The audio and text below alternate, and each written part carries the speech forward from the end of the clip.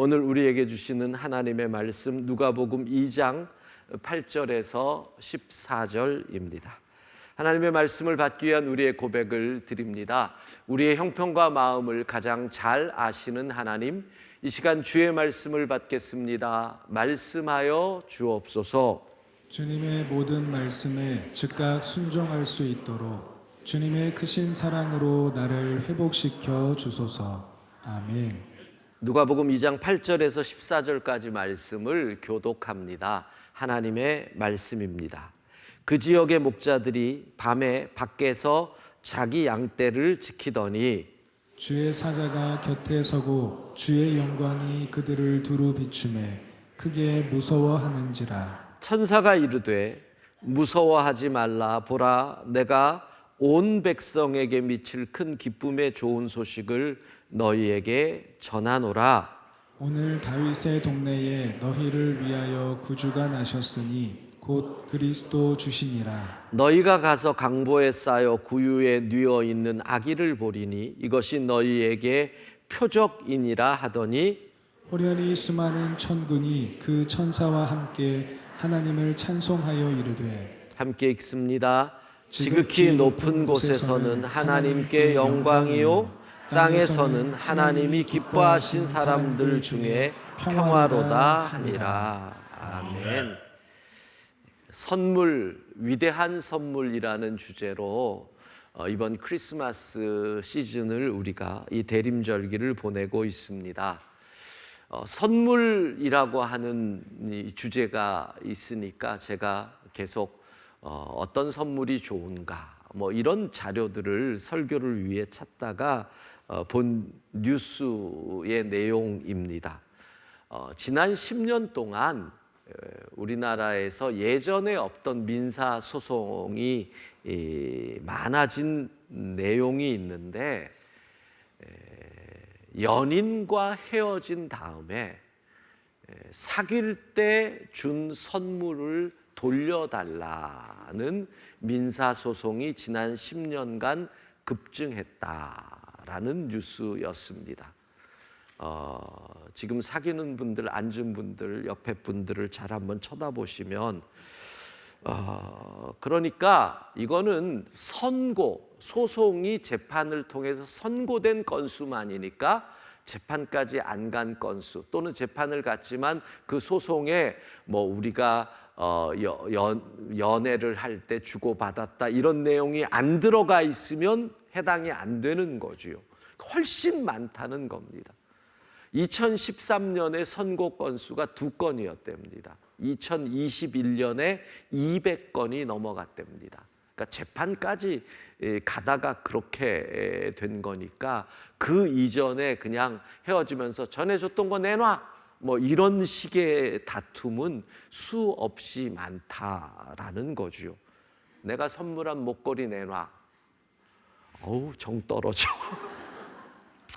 여러분 어떻게 생각하세요? 그럴 수 있다, 없다? 없다. 주로 받는 여자분들 목소리가 큰 것 같습니다. 저도 고루한지 몰라도 선물은 그거 아니잖아.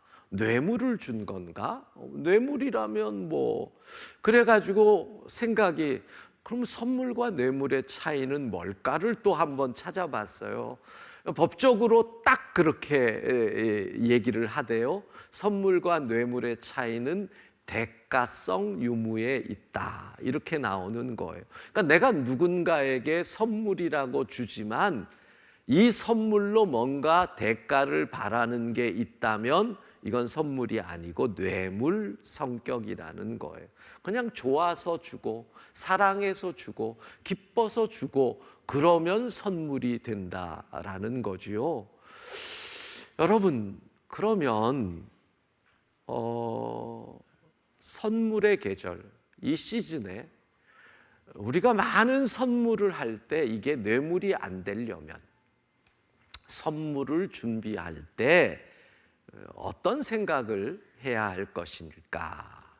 선물을 준비할 때 기본적으로 이런 생각을 우리가 하면서 준비한다는 거예요. 첫 번째는 당연히 예산이지요. 그러니까 예산, 내 경제적 능력 이상으로 하면 뇌물이 될 확률이 커요. 그런데 또 맨날 예산이 적다고 지갑이 얕다고 안 하는 사람은 커도 안 할 확률이 많지요. 그러니까 여기서 지혜로운, 내 지갑을 여는 지혜로운 기준이 있어야 할 것입니다. 두 번째 선물을 준비할 때 생각할 것은 그 사람에게 정말 필요하냐라는 겁니다. 그 사람에게. 그러니까 내가 좋다고 그 사람이 좋은 건 아닌 거예요. 내가 좋다고. 그러니까 그 사람이 정말 필요한 것. 올 초인가 저희 아들이 이제 회사에서 작년에 뭐 이렇게 각 팀별로 했는데 자기네 팀이 성과가 높다고 이제 보너스가 나온다는 거예요. 보너스가 나온다고 자랑을 딱 했더라고요. 그래서 제가 딱 그랬죠. 그러면 엄마한테 뭐 선물할 거니? 제가 넓은 마음으로 나에게는 안 해도 되나? 엄마에게는 해라. 딱 그랬더니 얘가 그러는 거예요. 엄마에게 이런 거를 하려고 한다. 보니까 어떤 명품 티셔츠를 하려는 거예요. 근데 제가 볼 때 그 아이의 엄마는 그런 걸 별로 안 좋아합니다. 그 명품 티셔츠를 사준다고 입을 사람도 아니고 그걸로 왜 이 돈을 들여 할 사람이니까 야 그거를 엄마가 좋아할까 이렇게 했더니 아 그래? 그러더니 선물 자체가 사라지고 말았다는. 그래서 내가 차라리 입을 다무는 건데 내가 왜 그 얘기를 해서 아예 판을 깼을까 이런 생각을 했는데 내가 아무리 좋아해도 그 사람이 원치 않는 것은 선물이 의미가 없다라는 거죠. 그러니까 가장 선물하기 어려운 사람이 저 사람은 다 가지고 있을 것 같아. 뭐 이런 분위기 있잖아요. 선물하기가 어렵죠. 그리고 세 번째 선물은 마음이지요. 우리가 흔히 정성을 담아야 한다. 이게 참 어렵습니다. 어떻게 하면 정성이 담길까요? 그래서 흔히 쓰는 게 손글씨 편지. 근데 지난주에 그랬잖아요. 받기 싫어하는 선물 중에 손글씨 편지가 들어간단 말이에요. 참 어렵습니다. 정성 담기도 어렵습니다. 근데 이거는 제가 만든 건데 네 번째 명분이라는 것이 있어야 됩니다. 그러니까 아무런 이유 없이 선물을 하면 사람들이 수상하게 생각합니다. 아니 왜 갑자기 제가 나한테 선물하는 거야? 그래서 명분이라는 거죠. 이유가 있어야 된다. 그래서 기념일 같은 것이 선물하기에 좋은 이유가 되는 거죠. 어버이날, 스승의 날, 뭐 추석, 설날, 크리스마스 이럴 때 선물을 하면 다들 의뢰의 기쁨으로 받는 것이 된다는 것이지요. 자, 이렇게 우리가 선물을 준비를 해야 하지요. 그러면 이 선물 준비의 기준으로 하나님의 선물을 한번 생각해 보자는 겁니다. 하나님께서 우리에게 주신 선물, 하나님은 첫 번째 기준이 뭐였냐면 우리에게 가장 필요한 선물을 주시고 싶어 하셨다는 겁니다. 우리가 하나님께서 창조하신 이 백성들에게 가장 필요한 선물을 주고 싶어 하신 거지요. 자, 그런데 이 선물에 문제가 있습니다. 아까 얘기한 기준 가운데 첫 번째였던 예산의 문제가 있습니다. 우리식으로 표현하려면 예산이 초과해서 이 선물을 주면 부도가 날 수가 있다는 겁니다. 여러분, 저 사람에게 꼭 필요한 것이 뭔지 내가 아는데 저 사람에게 그 선물을 주려면 집을 팔아야 되고 가진 재산을 다 팔아야 그 필요한 선물을 줄 수 있다. 그러면 어떻게 하실 것 같아요? 정말 어렵죠. 그것이 가능한 것, 그것이 가능한 것 딱 한 가지 이유가 있습니다. 사랑이 있으면 가능하죠. 그래서 늘 제가 드리는 말씀인데, 내가 저 사람에게 줄 수 있는 선물의 정도가 사랑하는 정도다. 하나님이 얼마나 우리를 사랑하시는지 알 수 있잖아요. 그래서 하나님의 선물의 성격을 규정한다면 우리를 위하여 엄청난 선물을 주시는데, 그 선물을 위해 말할 수 없는 손해를 보신다. 말할 수 없는 피해를 보신다. 인간적으로 표현하면 집도 팔아야 되고 폐물도 팔아야 되고 심지어는 대출받아서 이 모든 것을 던져야 줄 수 있는 선물. 그것이 바로 하나님의 선물의 성격이라는 겁니다. 좀 더 이 선물을 구체적으로 생각해 봅시다. 하나님의 선물이 왜 그렇게 엄청난 손해를 볼 수밖에 없느냐? 스케일이 달라서 그렇습니다. 오늘 본문이 하나님의 선물의 스케일을 보여주죠. 누가복음 2장 10절 같이 읽습니다. 천사가 이르되 무서워 말라. 보라, 내가 온 백성에게 미칠 큰 기쁨의 좋은 소식을 너희에게 전하노라. 자, 하나님이 주시는 선물을 이렇게 얘기해요. 온 백성에게 미칠 기쁜 소식의 선물이에요. 그럼 온 백성이면 뭐예요? 온 인류잖아요. 지금으로 치면 60억이에요. 60억 모두에게 선물을 준다고 생각해 보세요. 이 스케일이 얼마나 크냐고요. 60억에게 100만 원씩만 돌리면 계산이 돼요? 60억 곱하기 100만, 저는 계산이 안 되네. 근데 기쁨의 소식이래요. 60억 모두가 이 선물을 받고 행복하대요.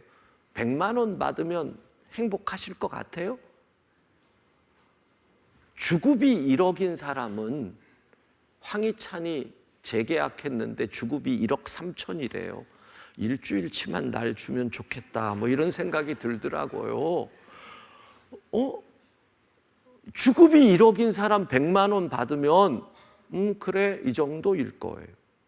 그런데 먹고 살기가 어려운 사람은 100만 원 받으면 와 할 거예요. 그러나 한 달 후에는 또 안 주나 이럴 거예요. 온 백성에게 해당되는 큰 기쁨의 좋은 소식이 없다라는 거예요. 자, 그러면 거꾸로 생각해 봐요. 온 백성에게 해당되는 슬픔의 큰 소식은 있다라는 거죠. 놀라워요, 여러분. 이것이 죄의 결과예요.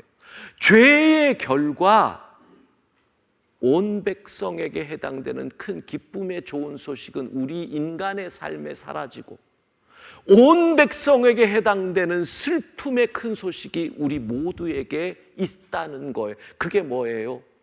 우리 모두는 죽는다. 죽음의 길을 피할 수 없다. 반드시 죽는다. 이게 모든 인류에게 해당되는 불행한 소식이에요. 자, 그러면 여기서 온 백성에게 해당되는 큰 기쁨의 좋은 소식이 뭔지를 알게 되는 거예요. 죽음의 문제가 해결된다. 죽음이 해결될 수 있는 길이 있다.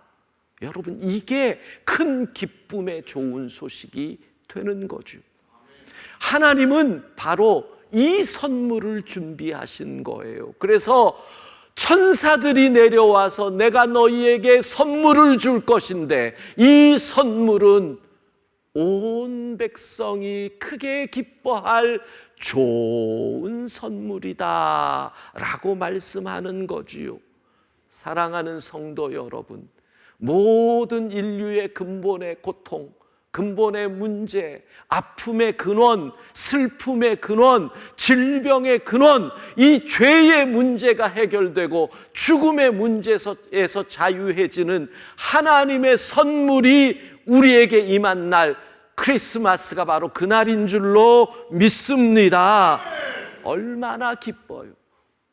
여러분, 그 소식이 진짜 실제 기뻐요.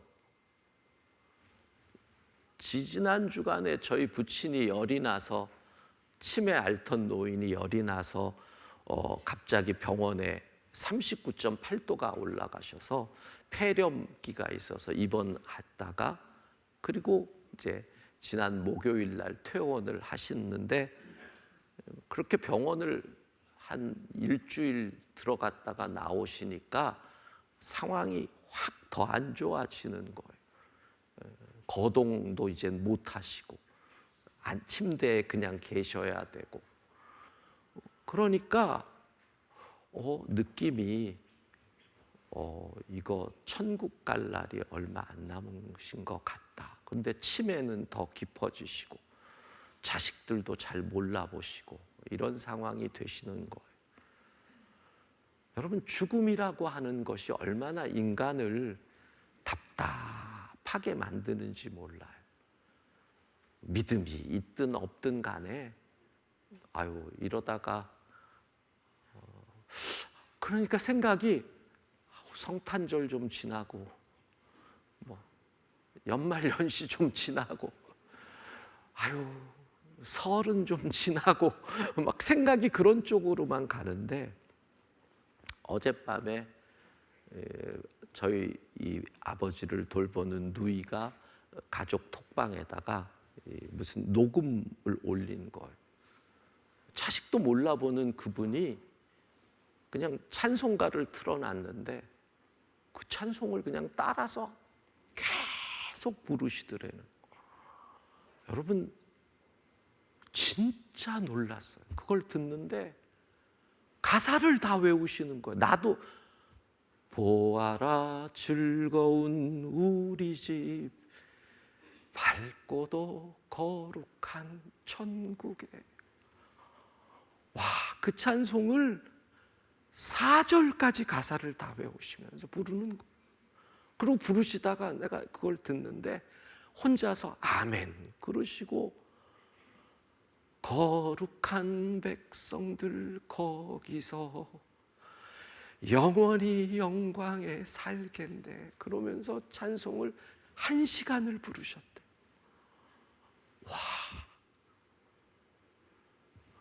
여러분, 예수 믿는 게 그런 거예요.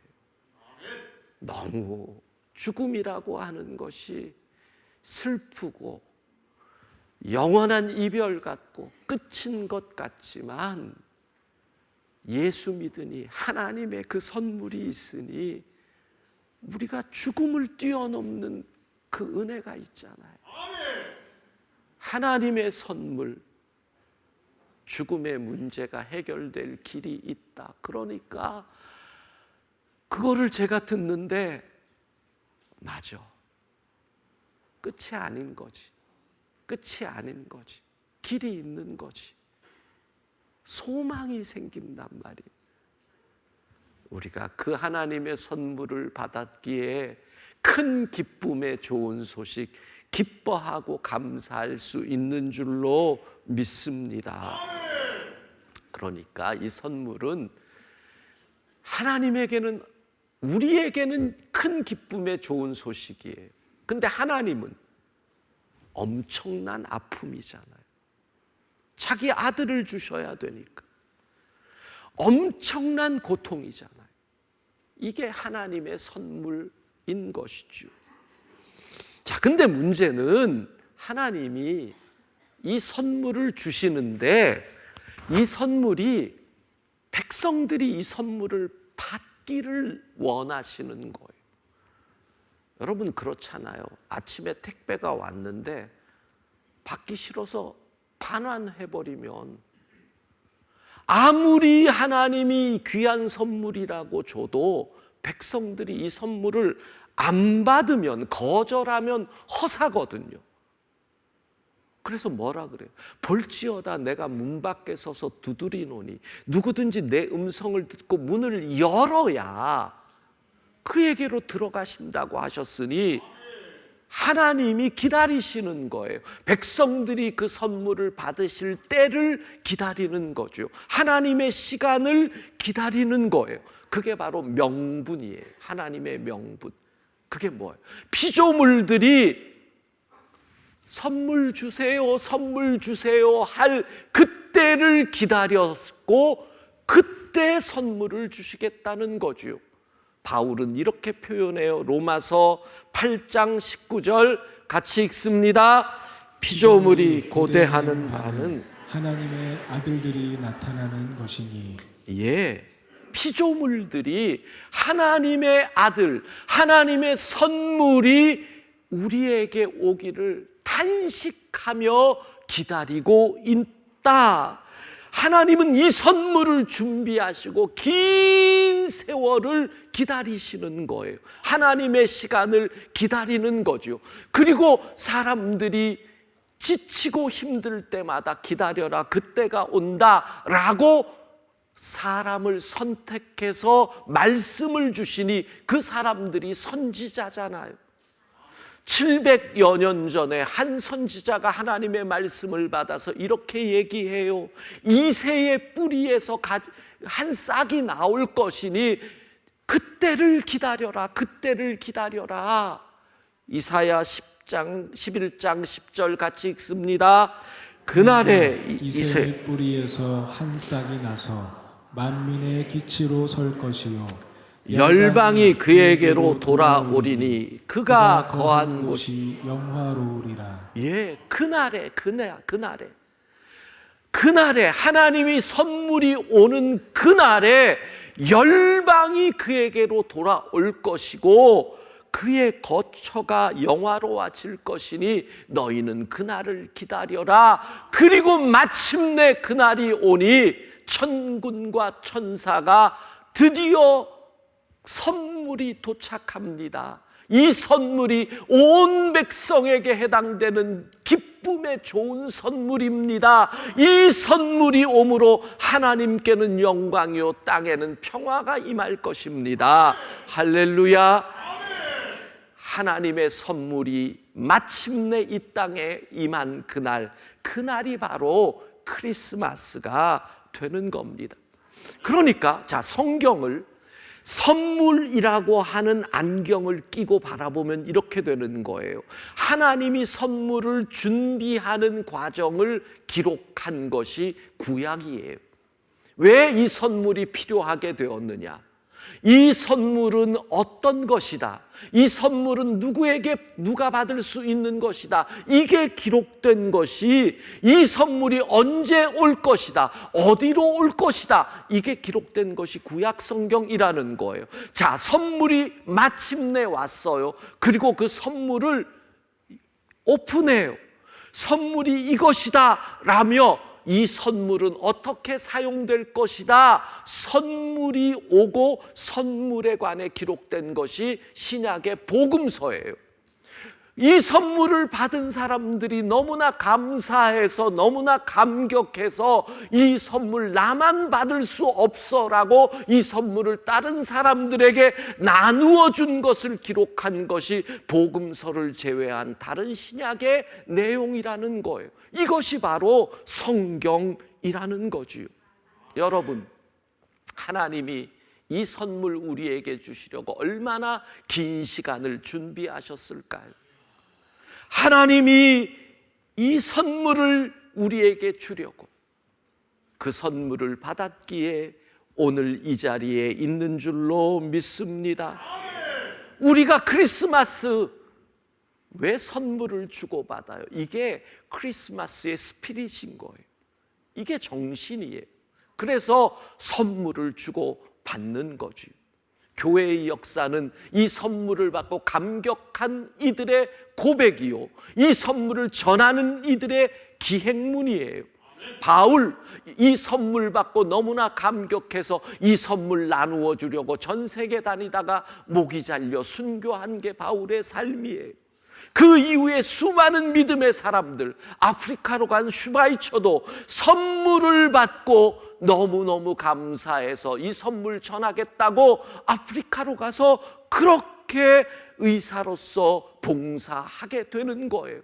이것이 단순히 세계 교회의 역사의 이야기예요. 우리 교회에도 이 역사가 이어지고 있잖아요.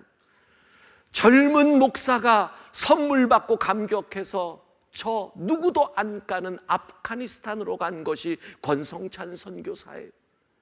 그 선물의 감격으로 나도 선물 전하겠다고 아프가니스탄으로 가요. 그리고 돌아와서는 한국의 선교사들을 이끌고 돕는 단체로 계속 섬기고 있어요. 그 은혜가 너무나 감사해서 인도로 가요. 박아모스 선교사.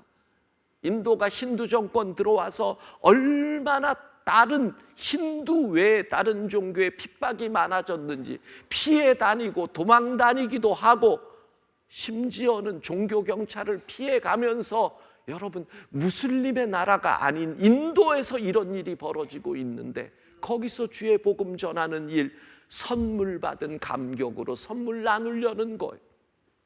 그것뿐이에요. 멕시코에 가 있는 손승진 선교사, 여러분 저 사람이 생긴 건 산도적같이 생겼지만 서울대 인류학과를 나온 사람이, 생긴 거 보고 함부로 그러시면 안 돼요. 은혜를 받고 선물을 받고 그리고 복음 전하고 싶어서 신학교를 가고, 남미 중남미에 관심이 하나님의 마음을 주셔서요, 신학교 다닐 때부터 어디로 남미에 가가지고 1년 단기 선교사 하면서 스페니쉬를 배워 니카라과 뭐 이런 데 가가지고, 그리고 영국에 가가지고 박사학위를 받았어요. 네? 영국에서. 그리고 멕시코에서 지금 멕시코 현지인들 있는 멕시코 장로의 신학교 교수로 멕시코 사람들에게 복음 전하는, 얼마나 스페니쉬를 잘하는지 그러고 있어요. 그뿐이에요. 파키스탄에 간 우리 한종석 선교사, 그 땅 언제 폭탄이 터질지 모르는 그 땅. 이 한 선교사도 연대 나온 재원이에요. 연세대학교 나와서. 지난 안식년에 들어와서 갑자기 심장 붙잡고 쓰러져 가지고 가가지고요, 관상동맥 막혀가지고 스텐트를 넣었어요. 안 들어갔으면 좋겠다고 그러는데 들어갔어요. 여러분, 스텐트하고 파키스탄 그 땅에 들어갔다 어찌 될지 모르는데 선물 받은 감격이 너무나 커서 나도 나눠주겠다. 이것이 교회의 역사고 우리 영광교회의 역사고 하나님 나라의 역사고 그리스도인의 역사인 줄로 믿습니다.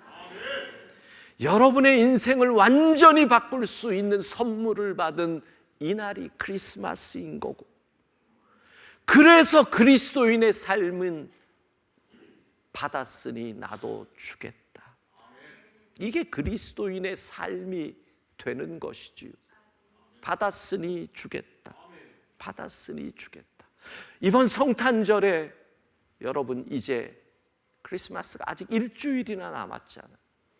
이 일주일을 준비해서 우리도 뭔가를 줬으면 좋겠어요. 아까 4가지 얘기했죠. 첫 번째 예산, 두 번째 꼭 필요한 것, 세 번째 마음을 담아서, 네 번째 명분, 이유. 명분은 너무 뚜렷해요. 크리스마스니까 주는 거예요. 당연히 주는 거예요. 크리스마스니까 명분은 있어요. 그러면 예산이 문제가 되죠. 예산은 늘 그렇게 하세요. 주의 일을 할 때 예산은 늘 그래요. 기쁨으로 할 수 있을 만큼. 절대로 억지로 하지 마세요. 기쁨으로 할 수 있을 만큼.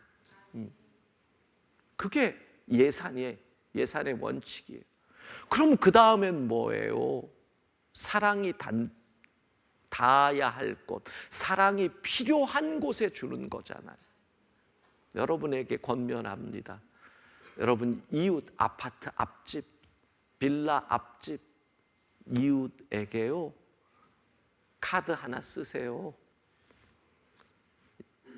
늘 이웃으로 지내지만 인사도 제대로 못했는데 예수님 오신 생일날 맞이해서 작은 사랑이라도 나누고 싶어요. 좋은 이웃으로 지내요. 이런 거 하나 써서 선물 뭐 그렇게 큰 거 안 해도 그 집 아이가 어리면 어린이용 양말 몇 컬레, 아니면 손수건 뭐 이런 거 포장해 가지고 24일 날 밤에 그 앞에 딱 놔두세요. 요즘은 밤 사이에 택배가 너무 많이 오기 때문에 25일 날 아침에 그거 봐도 놀래지도 않을 거예요. 아파트 경비하시는 분들에게도 카드 하나 써서 나눠줘요. 춥다 그러잖아요. 냉랭하자 그러잖아요. 우리 그리스도인이 할 일이 뭐예요? 이 땅을 따뜻하게 만드는 일. 그러면 요 작은 것이 세상을 따뜻하게 만든다.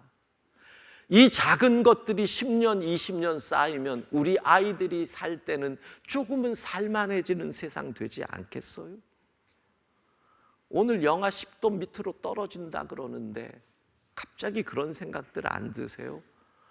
저 지역에 있는 미자립 교회들은 난방비 괜찮을까? 그런 생각은 들면 이건 하나님이 주신 생각이잖아요. 조금 전에 그걸 봤더니 선교사님들 생각이 갑자기 안 나요.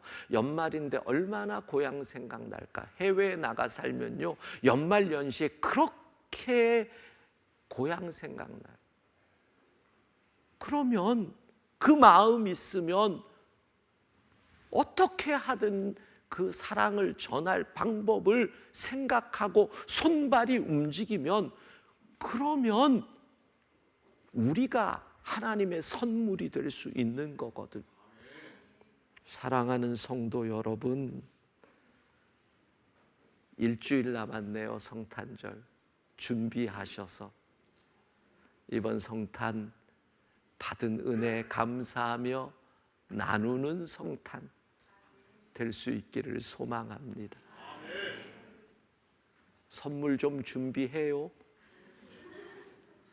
선물 준비하려니 아멘이 싹 사라지네. 조금이라도.